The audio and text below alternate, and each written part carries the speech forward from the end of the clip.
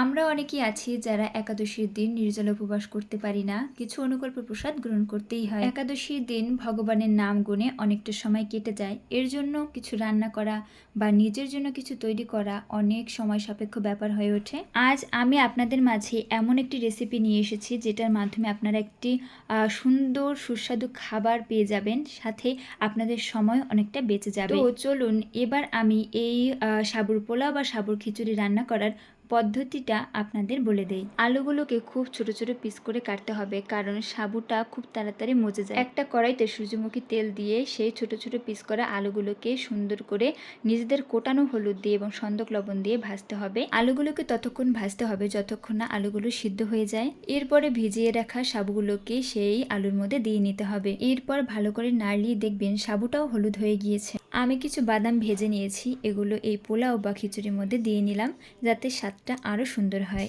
আপনারা চাইলে বিভিন্ন রকমের ভাজা অ্যাড করতে পারেন। এরপর কিছুক্ষণ নেড়েচেড়ে নামিয়ে নিলেই হয়ে যাবে সাবুর পোলাও বা সাবুর খিচুড়ি। হরে কৃষ্ণা, সবাই ভালো থাকবেন। রাধে রাধে।